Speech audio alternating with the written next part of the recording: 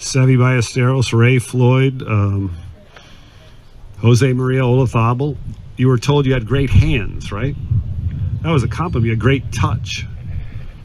And now all of a sudden, we're using fat grips. We're using MOI high mallet putters. In the greatest putters of all time, if you put the top 10 greatest putters of all time, only one of those guys used a mallet. Ray Floyd used a zebra. He would have been in the top 10 of most people's list. And now everybody's using them, and putting stats have gotten worse over the last few years. Why is that? Green conditions are better. These are better greens than they were 20 years ago or 30 years ago. It doesn't make sense. There's no feedback from mallets. Salut chats, mes chers amis golfeurs, bienvenue pour une nouvelle vidéo de 33 Golf Lab où nous allons parler beaucoup de putting, de putter. Et j'ai regardé sur ma chaîne la dernière vidéo en date que j'avais faite sur le putting. Remonte à 1 an, où j'étais à mon atelier, à mon ancien atelier à Florac, où je vous parlais du montage, de la fabrication et de mes réflexions sur mon putter lame que j'ai ici entre les mains. Un putter qui, pour la petite histoire, depuis ces 1 an, a subi, le pauvre, 11 versions, 11 itérations, on pourrait dire, pour arriver à cette V11 que j'ai entre les mains, que j'ai finalisé juste avant mon départ pour la Tunisie, et qui me donne enfin, je suis un perfectionniste, hein, je pense que vous l'avez compris, qui me donne entière satisfaction. Le putter parfait n'existe pas, selon moi, mais bon, mon métier et ma passion du golf font que ça me pousse à essayer de chercher le meilleur outil pour moi. Ce que font d'ailleurs, je le sais, je l'ai vu passer sur YouTube, etc. Sachez que la plupart des grands joueurs de golf ont leur propre atelier. Je crois que je l'avais déjà dit ça, mais peu importe, je le rappelle. Ont leur propre atelier où ils montrent, bien sûr, côté marketing, ils montrent leur collection de putters depuis les années 80, mais par contre, on voit les machines à côté, de swing weight, de regrippage, etc. Donc on en déduit assez facilement qu'outre la collection, il y a derrière un golfeur qui lui-même a expérimenté certaines choses sur son putter. J'y reviendrai. En tout cas, j'ai ici la V11. Et j'ai beaucoup de choses à vous raconter dans cette vidéo. C'est pour ça que j'ai pris le temps de m'asseoir. En plus, il pleut dehors pour être bien au chaud chez moi. Mais on passera à l'atelier après, puisque le cœur quand même de cette vidéo, mais tout est lié. C'est un cadeau qu'on m'a fait avant de partir en Tunisie, justement. Un putter, je pense, des années 60. Un putter Sam Snead, la lame, vraiment la lame qu'on jouait à cette époque-là, par rapport à la mienne, encore un plus petite, plus petite, quoique plus petite, non, vous voyez, la longueur de la lame est la même, mais encore plus fine, bon. Mais c'est pas tellement ça qui m'a interpellé quand on me l'a donné entre les mains, et je m'apprête, sous vos yeux tout à l'heure à l'atelier, on va le démonter, ce putter, et je suis obligé. La pauvre férule des années 60, je ne pourrais pas la récupérer. Mais c'est pas grave, parce que pour aller au cœur de cet outil, il faut le disséquer, il faut le démonter. Moi, je veux savoir précisément le poids de la tête, le poids du shaft, la flexibilité du shaft, le poids du grip, bon, éventuellement, la longueur du club, etc., etc. Tous les paramètres qui constituent un putter. Et je vais commencer par ça, dans cette vidéo. Le rappeler, parce que je crois l'avoir déjà dit. Moi, je suis toujours stupéfait, et c'est pas une critique, c'est juste un constat, de voir, depuis 11 ans, déjà que je fais ce métier, de voir des golfeurs qui ne se posent systématiquement pas les bonnes questions quand on parle de putter, quand on parle de club de golf en général, mais surtout pour le putter. Ah, c'est toujours, Arnaud, qu'est-ce que tu penses du dernier machin ? Qu'est-ce que tu penses du nouveau Scotty Cameron? Enfin, ce genre de questions qui me laissent dubitatif, parce que là, je pense que vous connaissez mon franc-parler, pour ceux qui me suivent, en tout cas, sur cette vidéo. Ah, je peux vous l'affirmer. Ici, c'est un KZG, ça aurait pu être un Vegas, ça aurait pu être un Scotty, ça aurait pu être un Ping, un Wilson, que sais-je. C'est la dernière chose qui m'intéresse. Ah, c'est un message que j'ai vraiment énormément de mal à vous faire passer. Cette V11 repose sur l'analyse de tous les paramètres qui font que ce putter va m'aider à mieux putter, c'est-à-dire à mieux doser et à être plus précis à la fois. C'est les deux paramètres clés qu'on peut espérer d'un putter. Avoir un bon dosage, c'est-à-dire un très bon touch, j'y reviendrai à cette notion de touch, et puis être le plus précis possible en dessous de 2 mètres, 3 mètres, où on cherche à rentrer. Voilà la quête du putter parfait, selon moi. Et pour ce faire, moi ce qui m'intéresse, c'est d'essayer de comprendre tous les paramètres qui vont aboutir à cette performance du putter. Et les paramètres, c'est quoi? Et c'est depuis 1 an, qu'est-ce qui s'est passé finalement? Comment j'en suis arrivé à cette V11? J'ai procédé par la thématique de l'entonnoir, c'est-à-dire que ce putter, quand j'ai reçu la tête à l'atelier, que j'ai commencé à la jouer, je me suis dit, elle me plaît. Fondamentalement, elle me plaît, j'ai envie de jouer avec ça. J'ai envie de jouer avec une lame un peu arrondie, un peu à la Phil Mickelson. J'ai envie de jouer avec ça. Elle est forgée, donc je vais pouvoir la tordre, je vais pouvoir m'amuser avec. Ça a été un paramètre clé pour moi. Effectivement, elle a subi de nombreuses itérations, cette tête. J'ai commencé donc par la tête. Certitude que cette tête me plairait. Et 1 an plus tard, je vous l'affirme, elle me plaît énormément, toujours. Je vais la garder, je pense, très très longtemps. Peut-être pas toute ma vie, mais très très longtemps. Ensuite, une fois qu'on a trouvé la tête qui plaît, reste à définir un autre critère très très très important, la longueur du putter. Il m'a fallu quelques allers-retours avant de définir ma longueur idéale, qui est de 33,75 pouces. C'est-à-dire une longueur où je ne me pose plus aucune question, je prends le grip, je suis embuté avec ma main gauche, je mets ma main droite et c'est fini. 33,75. Ensuite, le grip. Ça, c'est quelque chose d'assez simple finalement, le grip à définir. Je vous l'avais dit, quand j'avais pris le putter de ma fille entre les mains, j'avais beaucoup aimé cette sensation de grip fin. Alors que je m'étais leurré un petit peu pendant de nombreuses années sur des grips gros qui sont à la mode. Et je ne dis pas que c'est mauvais, mais pour moi, quand j'ai eu un grip fin, ça a été tout de suite le bonheur. Je me suis senti bien avec ce grip. Et il n'a pas changé, c'est toujours le même. Je suis un peu triste parce que ce modèle n'existe plus, c'est le Golf Pride Wrap, qui est vraiment le modèle de base de chez Golf Pride. 14 € je crois, vous voyez. Mais il n'existe plus. Donc je vais essayer d'en trouver sur eBay ou que sais-je.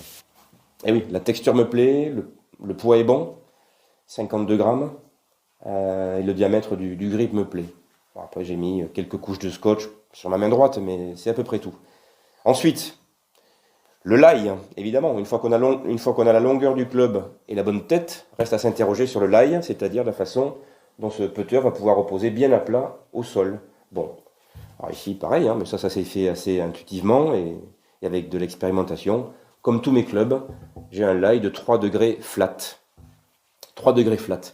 Rendu possible, à nouveau, j'insiste, par ce système de hosel extrêmement simple. C'est comme un hosel de fer, donc c'est du forgé, ça se tord très très facilement. Malheureusement, il y a des putters que l'on ne peut pas tordre de la même façon. Bon, ça c'est une parenthèse. Mais sachez-le, ça c'est vraiment un outil très simple à tordre et qui permet des expérimentations. Alors, une fois que j'avais le bon lie, il me restait ensuite à trouver le plus dur. Le plus dur. Et là, j'ai passé beaucoup de temps d'aller-retour entre le green, entre l'atelier, le green, l'atelier, à définir le poids de la tête, le poids global du shaft et l'équilibrage. Et là, j'ai expérimenté plein de choses. Je suis parti dans des directions très diverses, voilà, jusqu'à progressivement abandonner l'idée d'une tête alourdie. Ici, j'ai une tête finalement brute qui ne fait que 349 grammes. Et on y reviendra par rapport à ce putter de Sam Snead et l'évolution historique des putters, la notion de poids des têtes. J'y reviendrai. Donc j'ai laissé la tête telle qu'elle, 349 grammes finalement, c'est parfait. Et si elle avait fait 340 entre nous, j'aurais été encore plus heureux, mais ça c'est autre chose. Mais par contre, j'ai alourdi le shaft, et j'ai validé la notion de contrepoids sur mon putter, puisqu'ici, en haut, j'ai à peu près 60 grammes de contrepoids. Ce qui fait qu'à l'arrivée, j'ai un poids global de shaft de 140 grammes. Et enfin, et ça c'est une chose dont j'avais parlé il y a 1 an, Greg Norman, un petit passage dans son livre où il dit que la flexibilité d'un putter est importante à ses yeux, et que lui est partisan d'un shaft souple. Il jouait un shaft de fer 3 sur son putter. Et à l'époque, il y a un an, ça m'avait interpellé. Je l'avais testé, j'avais beaucoup aimé, parce que c'est radicalement opposé au shaft ultra raide que l'on propose aujourd'hui. Et aujourd'hui, voilà, ça c'est assez logique. D'un shaft de fer 3, je suis quand même revenu à quelque chose de toujours souple, mais quand même moins souple qu'un fer 3. Je le trouve un tout petit peu souple. Donc ici, j'ai un shaft de fer 5 sur mon putter, ce qui permet d'avoir, vous voyez, une certaine souplesse, hein. Mais rien à voir encore par rapport à la souplesse des putters des années 60. Donc, ça c'était la première chose que je voulais vous dire. La grande majorité des golfeurs tournent en rond à acheter des putters parce qu'ils ne se posent pas les bonnes questions et qu'on ne leur procure peut-être pas les bonnes réponses aussi. Mais un putter, à nouveau, j'insiste, pour moi c'est tout sauf un logo ou une marque sur la tête, hein. Voilà, ce sont des paramètres. Allez, je vais les relister et je passe à la suite. Les paramètres, le choix de la tête, un design de tête qui vous correspond, la longueur du putter, le poids de la tête, le poids du shaft, la notion de contrepoids ou pas, la taille du grip, la texture du grip et la flexibilité du shaft. Vous voyez, ça fait quand même pas mal de paramètres à étudier en fitting. À aucun moment, je n'ai parlé de Ping ou de Wilson ou de Vega ou de Wishon ou de quoi que ce soit. C'est vraiment pas très intéressant finalement. Voilà, donc je referme cette première parenthèse. On va parler du putter de Sam Snead dans un instant. Et je vais vous retrouver à l'atelier. On va le disséquer, on va le démonter. Et ce putter est très intéressant parce que il permet de comprendre l'évolution historique des putters. Et il m'a permis aussi de mieux comprendre ce que dit un certain Brad Faxon, qui a lancé sa chaîne YouTube de putting. Brad Faxon, considéré comme un des plus grands putters de l'histoire du golf. Meilleure statistique de putting pendant 11 années consécutives sur le PGA Tour. Et Brad Faxon, que je suis, qui est un gars qui a son franc-parler, qui est en semi-retraite aujourd'hui, qui n'a plus d'enjeux marketing commerciaux derrière, et qui le répète dans plusieurs de ses vidéos, l'industrie des putters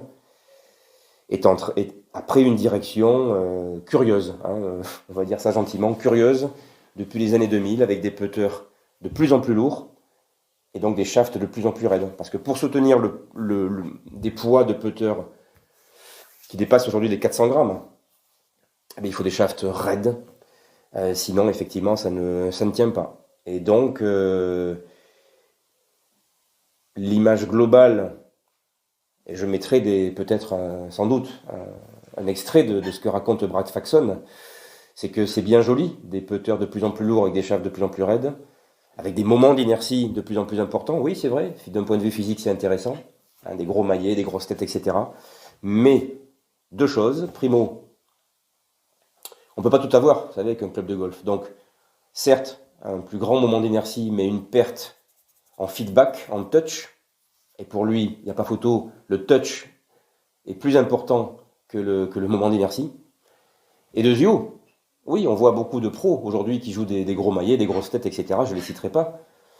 Mais ce que les amateurs ne voient pas, c'est que, justement, il faut passer beaucoup de temps pour avoir un petit peu de touch avec ces putters-là. Ils y passent 2 heures, 3 heures par jour. Les amateurs qui n'ont pas la chance de consacrer plus d'1 heure par semaine au putting, voilà, devraient peut-être s'interroger sur ce phénomène. Et Brad Faxon, en tout cas, voilà, je referme la parenthèse. C'est intéressant parce que mes recherches se sont déroulées au même moment que finalement que ce qu'il est en train de raconter sur YouTube. Hein, ça a été fait les 3-4 derniers mois. Voilà. La question est posée, le débat est posé.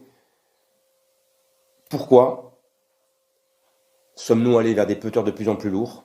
Les anciens n'avaient-ils pas davantage raison, avec des putters plus légers, avec des shafts plus souples qui procuraient beaucoup plus de feeling?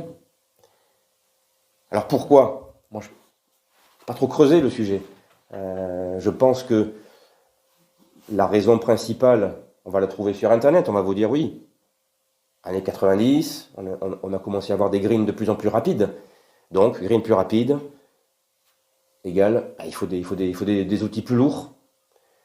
Et ça, voilà. Mais, à nouveau, Posez-vous la question, en tant qu'amateur, jouons-nous vraiment sur des greens ultra rapides? Voyez. Donc, eh oui, moi, mon boulot, c'est effectivement, moi, je m'intéresse aux amateurs. Donc, voilà tout le débat. Le débat est posé, les réflexions sont là. À nouveau, je ne dis pas que les maillets et les grosses têtes sont mauvaises, mais je suis d'accord avec Brad Faxon pour dire que on ne peut pas tout avoir avec ce type d'outils, et que la notion de feeling et de touch est une notion qui s'est progressivement perdue dans le temps. Voilà. À l'atelier, dans quelques instants, on va disséquer ce putter qui est vraiment à l'opposé des putters modernes. Je vais vous expliquer pourquoi, je vais vous montrer pourquoi. C'est très simple à comprendre. Ça nécessite de le démonter. A tout de suite à l'atelier.